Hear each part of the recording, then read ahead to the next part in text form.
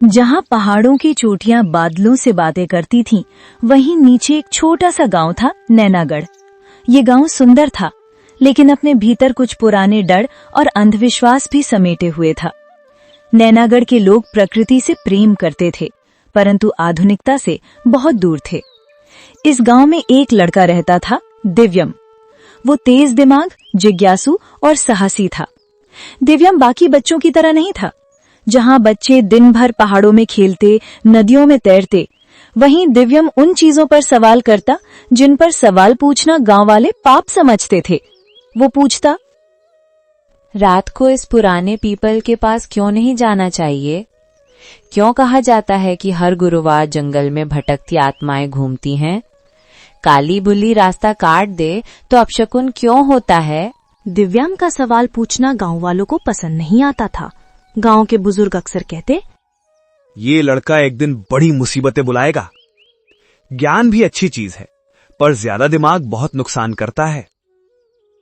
दिव्यम के पिता ईश्वरनाथ गांव के इकलौते पुराने स्कूल के मास्टर थे। वो अपने बेटे के सवालों से नाराज नहीं होते थे, बल्कि मुस्कुराकर कहते, सवाल पूछना गुनाह नहीं है बेटा, सच तक पहुंचने का पहला रास्ता सवाल है। लेकिन दिव्यम की मां अंजलि बहुत डरपोक थीं। उन्हें अंधविश्वासों पर विश्वास था और वो चाहती थीं कि दिव्यम भी बाकी बच्चों की तरह साधारण और आज्ञाकारी हो। नैनागढ़ के बाहरी हिस्से में 100 साल पुरानी हवेली थी, राजगिरी हवेली। गांव वाले कहते, हवेली पर एक शाप है, जो भी उसके पास गया वापस नहीं लौटा। दिव्यम को बचपन से उस हवेली में गहरी रुचि थी। वो हमेशा उसकी तरफ देखकर सोचता, अगर वहाँ सच में कुछ है तो कोई जानना क्यों नहीं चाहता? कौन सा शाप है? किसने दिया? लोग इतने डरते क्यों हैं? उसके मन में बहुत सारे सवाल थे और वो इन सवालों का उत्तर जानना चाहता था। एक दिन विद्यालय से लौटते समय उसने हवेली के पास कुछ चमकता हुआ देखा। वो डर नहीं रहा था, उसे सिर्फ जानने की इच्छा थी। वो आगे बढ़ा ही था कि उसके दोस्त साहिल ने उसका हाथ खींच लिया और बोला, पागल हो गया क्या? वहाँ भूत हैं। भूत जैसा कुछ नहीं होता। सभी कहते हैं कि भूत होते हैं। सभी गलत भी तो हो सकते हैं। साहिल डर गया और भाग गया, पर दिव्यम वहीं खड़ा रहा। वो धीरे धीरे हवेली की ओर बढ़ने लगा। अचानक एक बूढ़ी आवाज आई, कहाँ जा रहा है लड़के? दिव्यम चौंक गया। उसके सामने खड़े थे बाबा हरिदास, जो गांव के सबसे बुजुर्ग और सबसे रहस्यमयी व्यक्ति थे।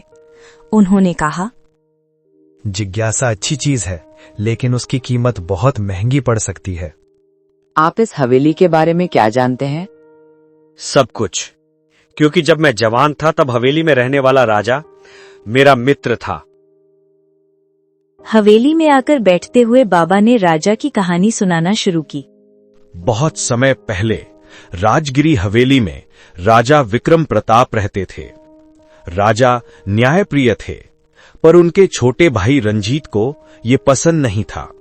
वो खुद राजा बनना चाहता था। रंजीत ने अपने ही भाई के खिलाफ षड्यंत्र रचा और एक रात हवेली में आग लगा दी गई। राजा विक्रम प्रताप उसमें फंस गए और उनकी मृत्यु हो गई। लोग कहते हैं कि राजा की आत्मा आज भी न्याय के लिए भटकती है।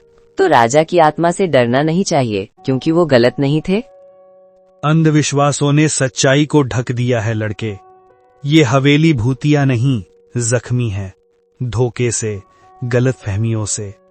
बेटा, लेकिन इस कहानी में जो सच्चाई बची है, उसे दुनिया जानना ही नहीं चाहती।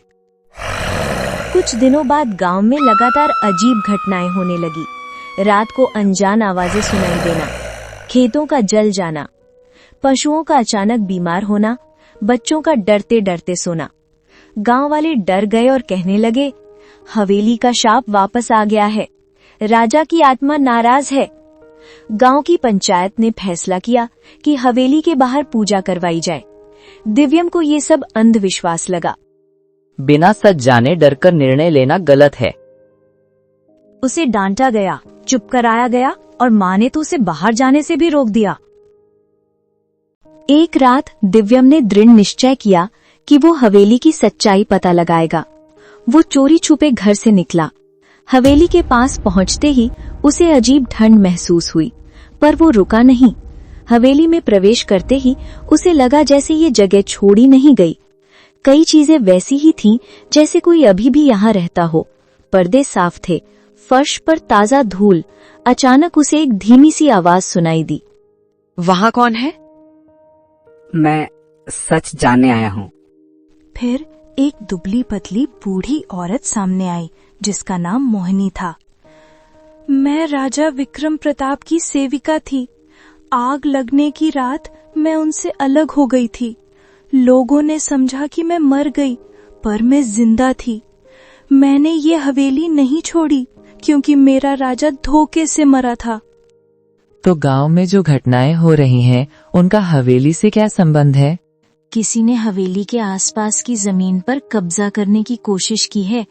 वही लोग डर फैलाने के लिए गांव में अफवाहें फैला रहे हैं। अंधविश्वास का उपयोग कर कोई लालची व्यक्ति गांव पर कब्जा करना चाहता था। दिव्यम ने सबूत ढूंढा। अजीब आवाजें पैदा करने वाली मशीनें, धुआं फैलाने वाले डिब्बे और नकली भूतों के मुखौटे। अगले दिन पंचायत के सामने दिव्यम ने सबूत रखे, लेकिन गांव वाले मानने को तैयार नहीं थे। वो बोले, ये सब तूने ही किया है। हवेली में जाना मना है, फिर भी तू गया। अब तू ही दोषी है। दिव्यम सच कह रहा है। हवेली में कोई भूत नहीं है। गांव का धनवान जमींदार राघव चौधरी हवेली की जमीन हड़पना चाहता है। वो चाहता है कि गांव वाले डरकर यह जगह छोड़ दें। खेतों में आग लगाना और गांव में अजीब आवाजें सब उसने ही फैलाया था। इस सब से लोग डरकर भाग जाएं और वो हवेली पे कब्जा कर ले। ये सुनते ही लोग भड़क गए और चौधरी राघव के घर पहुंचकर उसको पकड़ लिया। पंचायत ने फैसला किया कि राघव को गांव की जेल में बंद किया जाए। दिव्यम और बाबा हरिदास ने मोहिनी की बात पंचायत के सामने रखी। गांव वालों को पता लगा कि जिसे वे भूत समझते रहे, वह तो एक बूढ़ी सेविका थी। राजा विक्रम प्रताप निर्दोष थे। कृपया उनका नाम बदनाम मत करो। मैं तो राजा की हवेली पर कोई कब्जा न कर ले, इसलिए इसकी रखवाली कर रही थी। ये सुनकर गांव वालों की आंखें नम हो गईं। उन्होंने हवेली को शापित नहीं, ऐतिहासिक धरोहर घोषित कर दिया। इस तरह गांव से अंधविश्वास खत्म हो गया और हवेली को साफ करके पर्यटन स्थल बनाया गया। गांव के लोग आधुनिक विचारों को समझने लगे और खुशहाल जीवन बिताने लगे। Please like and subscribe my channel.